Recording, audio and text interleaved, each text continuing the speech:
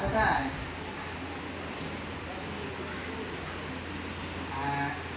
আজাদা বলছো তো? হ্যাঁ, আমি পারফেক্ট বলছি, গ্যালাক্সি। বলছি কি, আপনি কোথায়? ওহো, আচ্ছা, এই বাথরুমে না নলে পাইপে না জল পড়ছিল।